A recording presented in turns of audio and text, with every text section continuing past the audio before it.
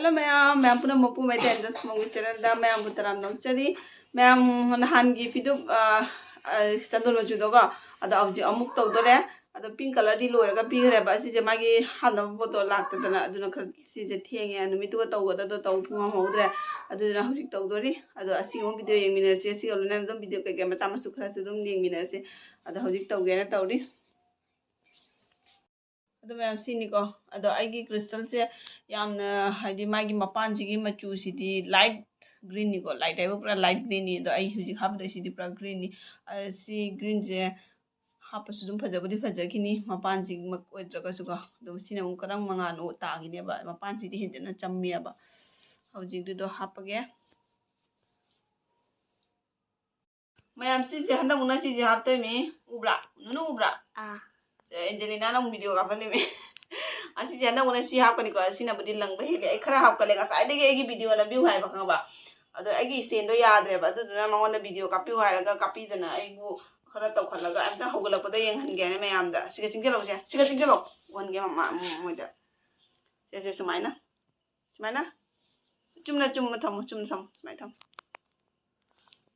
ubra se sumaina lai hape ko Masina budi magi glass se pura glass ne phajabadi hele bako sumaina huji lai do aiga akoi mampi dum kapo mampi su tawalimi mazu haire bako mayam phajana aina tapi badagi ne ko ma se huji blouse loan ba su haire dai sigi pidup si ju aina sumaina han tawbadi haire bako ade blouse su phajana lola labani mangonda aina nangnarak tabada ko lai ki kang loan ba se mangonda ayam lola le ayam aluba matang wala di aina dum lole ko aduga alaiba matang lai ki kang matang di aina dum mangonda dum haira mas han bagi design aina lona piraga ko aduga yenga ma dum lon mangame ai yam mateng di mana pangi mama lai ba se yam ai di yam kanai ba ko mungo nungi thabak su yeng chanbi adai di ai si ngoi matang da ju ko mana yam ba jam help to be gi aina sangak taba matang da nangnarak taba matang da ko mangonda khoi munu go su lon han ba yawri mi munu su do hujiti parikha matam ni na ma de yam ba yawdre ada mangonda di ai jam lol hadi ai gi blouse ki kang se nangnarak taba da mangonda ayam ba dum lol hal labani foto copy akoi ni ismai toraga tamo si ai video se akhajam di longkhale ko ai ngasi gi ni video di loisan ge di tawi mi hayeng se lobo la kane na do loisan ngam gadang moi do di khangde dum yari nge di ngami ne di tarongani ado oji photo se video se lobi na mi de ma di mobile pai na ji na ya ba tuition chalu re hale oji puri ga mobile je pai na sa di jeng nei ai nei gi video copy wai ma ta je mi na sa di mobile video jeng bada ado oji ai na oji video lobi wai bu ma si wai nga tang de sa na ngam bu ma lobi ba de lobi wai bu ja de nga ai na tuition na lobi nga jeng hali video like papa hudro ba adra Miyam ji no TV tha ba go du ke tham gare bye bye tata yo video lo jeng bye bye tata hai de mi ne The next day. Ma'am ngarang gi video to ngarang hai ba tare ko ngarang di loi hodre nung thang ko khak theng bok torami ko ade di ko mam pisu khangjam yawbi rami ado ma di tumninge na tumba changkhra yo khak theng bok torami ate makha ta video di mok nam hodre ado loi hodre yam di yam salakte kitang tangai mai ge side am di loi re ko side am loi sele e camera di pura igi gano se di pura light pa na oi khre video se mu gena puren loi daga pura khogi mapan thoga ne video se Rani fi se phajana kholakke bako ado hojik mai ge ama tangai sele e mai ge am di pura loi khre ko mai ge ama gi mate ka tangai ra man karamno si loi ra mane o asi loi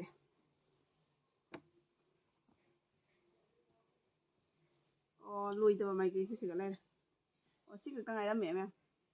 asi khara si tangai ra me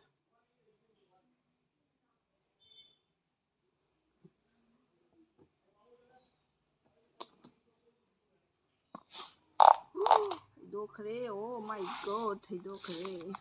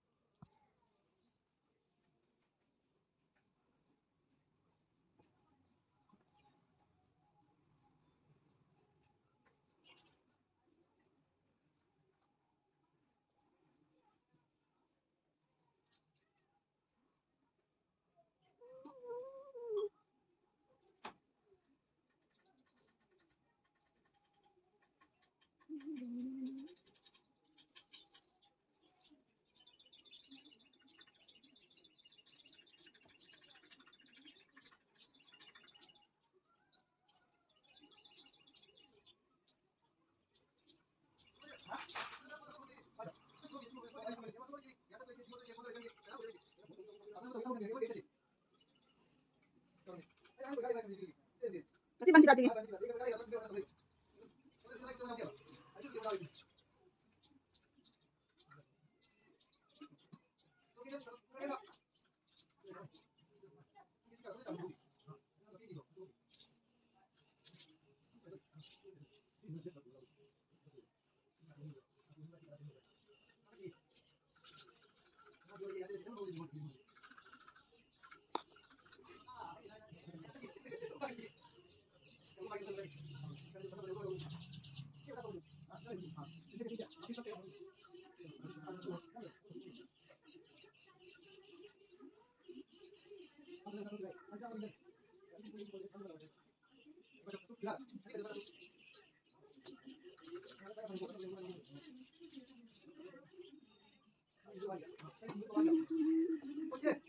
Ibigay na tayo.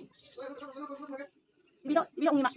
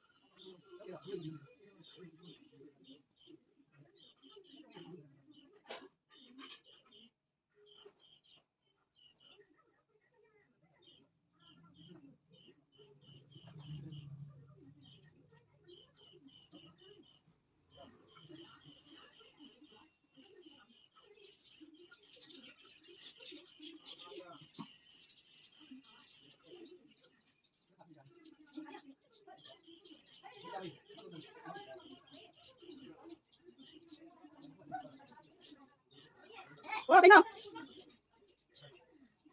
Oh. Dahil kami ito wala ka, wala ka. Dino, wala naman ito mo.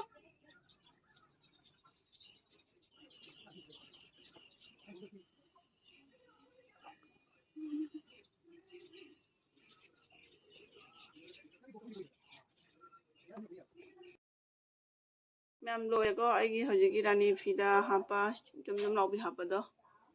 loire adum hap khagadi phajai ma'am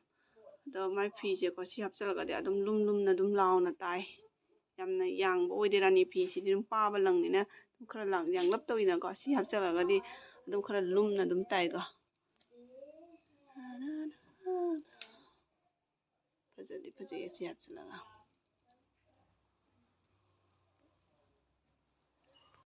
मैं आई फीदो लोरमगा अमु parlour the लाए को अद आगी खुजिन से नहान no खरा तौखलगा ने लोहौद्रेबको थेंजलेन अदुगदी अमु लाकपदुगदी अखोय निमाना ने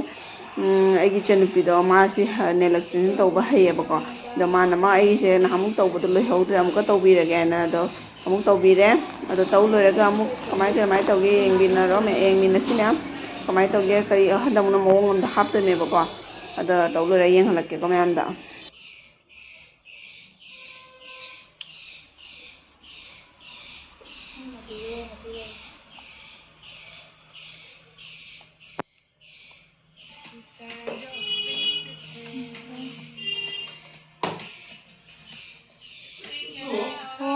자모네 아무거 잡아서 내가 TV 어디 꽂은다 찍는다고 사진이 뚫나 알아 누가 좀 먹게 뭐 이래 말이지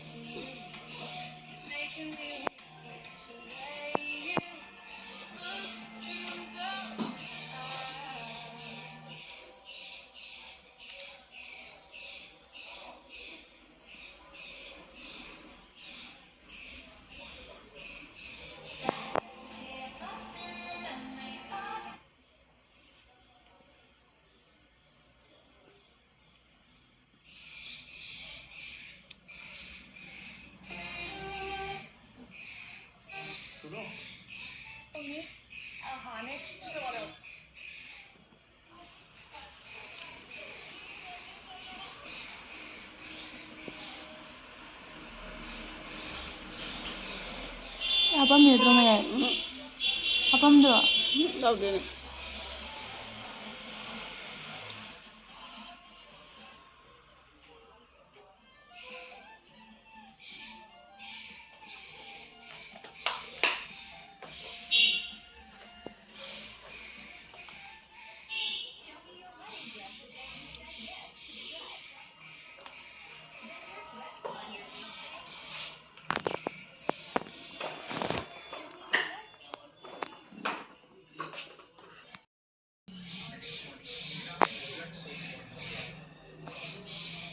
Tanggal aja.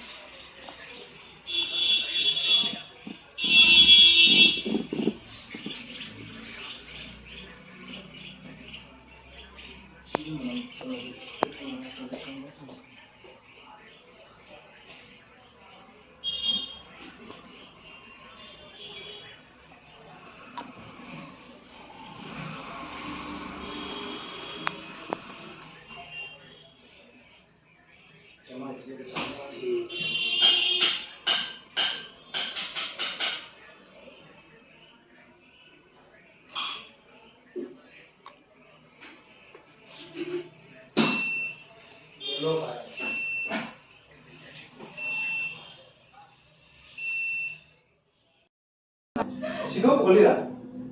저희도 그것도 뭐 조금 그때 그거 당근 뭐라고니 성도 아니 결혼이야 아 ꯃꯌꯥꯝ ꯂꯣꯏꯔꯦ ꯑꯩꯒꯤ ꯅꯦꯜ ꯅꯦꯜꯁꯦ ꯐꯖꯩ ꯐꯖꯗꯦ ꯀꯣꯃꯦꯟꯇ ꯍꯥꯏꯕꯤꯔꯝꯃꯣ ꯑꯩꯒꯤ ꯂꯥꯏꯠꯁꯦ ꯐꯤ ꯇꯨꯕꯗ ꯕ꯭ꯂꯥꯎꯁ ꯇꯨꯕꯗ ꯀꯌꯥꯅꯤ ꯊꯕꯛꯁꯨ ꯂꯩꯗꯣꯏꯔꯥ ꯈꯔ ꯈꯔꯁꯨ ꯀꯦꯗ ꯌꯥꯄꯣꯠ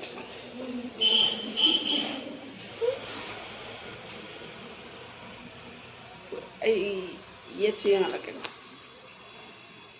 ꯌꯦꯠꯅꯁꯦ ꯑꯩꯒꯤ ꯈꯨꯖꯤꯟ ꯀꯂꯔꯁꯦ ꯅꯦꯜ ꯀꯂꯔꯁꯦ ꯀꯩꯅꯣꯅꯤꯀꯣ ꯄꯨꯔꯥ ꯑꯩꯈꯣꯏꯒꯤ ꯔꯦꯠ ꯅꯠꯇꯦꯕꯀꯣ ꯀꯦꯃꯦꯔꯥꯁꯤꯒꯗꯤ ꯄꯨꯔꯥ ꯔꯦꯠ ꯑꯣꯏꯅ ꯎꯔꯦ ꯃꯦꯔꯨꯟ ꯇꯥꯏꯞꯇ ꯈꯇꯪ ꯆꯪꯉꯦꯕ ꯀꯂꯔꯁꯦ ꯑꯗꯨꯒ ꯁꯤꯅ ꯑꯣꯏꯁꯤꯒ ꯂꯩꯔꯦ ꯏꯊꯟꯇ ꯄꯥꯏꯖꯕꯅꯤꯅ ꯋꯥꯎꯕꯗꯪ ꯋꯥꯎꯅ ꯎꯕ ꯑꯗꯨꯃꯥꯏꯅ ꯀꯩ ꯇꯧꯋꯤ ꯀꯦꯃꯦꯔꯥꯁꯤꯒ ꯑꯗꯣ ꯍꯧꯖꯤꯛ ꯆꯠꯂꯅꯤ ꯆꯠꯂꯒ ꯐꯤ ꯇꯨꯔꯨꯒꯗꯕ ꯂꯩ ꯐꯤꯗꯣ ꯇꯨꯕ ꯅꯪꯉꯗꯤ ꯇꯨꯔꯦ ꯇꯨꯗ꯭ꯔꯗꯤ ꯇꯨꯗ꯭ꯔꯦ ꯑꯗꯒꯤ ꯑꯦꯟꯖꯦꯂꯤꯅꯥꯁꯨ ꯍꯧꯖꯤꯛ ꯄꯔꯤꯈꯥ ꯑꯦꯛꯖꯥꯝ ꯍꯧꯔꯕꯅꯤꯅ ꯈꯔ ꯈꯔꯁꯨ ꯌꯦꯡꯕꯤꯗꯕ ꯌꯥꯗ꯭ꯔꯦꯕꯀꯣ ꯑꯗꯨꯗꯨꯅ ꯌꯨꯝꯗ ꯑꯃꯨꯛ ꯍꯜꯂꯒꯦ ꯃꯌꯥꯝ ꯍꯧꯖꯤꯛ ꯃꯣꯃꯣ ꯃꯨꯆꯥꯗꯩ ꯇꯧꯔꯤ ꯑꯩꯈꯣꯏꯒꯤ ꯍꯧꯖꯤꯛꯀꯤ ꯃꯣꯃꯣꯁꯦ ꯁ꯭ꯇ꯭ꯔꯤꯠ ꯕꯥꯏꯠꯁꯦ ꯅꯧꯅ ꯍꯥꯡꯕꯗꯣ ꯑꯗꯨꯗꯩ ꯂꯧꯔꯨꯕꯅꯤ ꯍꯧꯖꯤꯛ ꯂꯣꯏꯔꯛꯄꯒꯤ ꯁꯤ ꯉꯥꯏꯍꯥꯛ ꯆꯥꯔꯒ ꯑꯗꯩꯗꯤ ꯌꯨꯝꯗ ꯑꯃꯨꯛ ꯍꯜꯂꯅꯤ ꯑꯗꯨꯝ ꯍꯥꯎꯗꯤ ꯍꯥꯎꯏ ꯃꯥꯒꯤ ꯃꯣꯃꯣꯁꯦ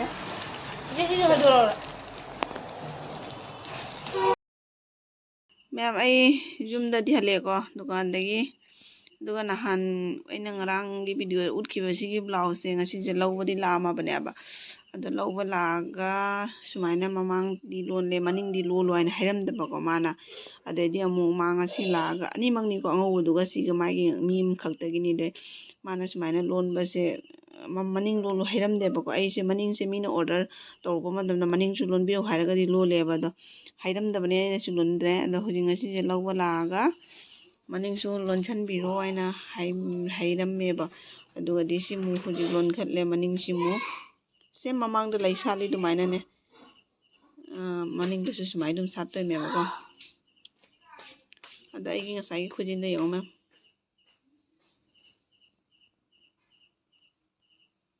ꯉꯁꯥꯏꯗꯤ ꯂꯥꯏꯠꯇꯣ ꯉꯥꯟꯃꯟꯅ ꯒ꯭ꯌꯥꯟ ꯃꯦꯟ ꯑꯝꯇ ꯇꯥꯗ꯭ꯔꯦ ꯂꯨꯍꯣꯡ ꯆꯠꯀꯗꯕꯒ ꯃꯇꯥꯡꯗꯒ ꯑꯣꯏꯔꯗꯤ ꯑꯃꯨꯛ ꯍꯦꯟꯅ ꯅꯨꯡꯉꯥꯏꯗꯕ ꯑꯩ ꯁꯨꯝ ꯆꯠꯂꯣꯏꯗꯕꯗꯀꯣ ꯇꯧꯔꯤꯃꯤ ꯆꯥꯛ ꯆꯥꯔꯨꯈꯤꯒꯦ ꯃꯌꯥꯝ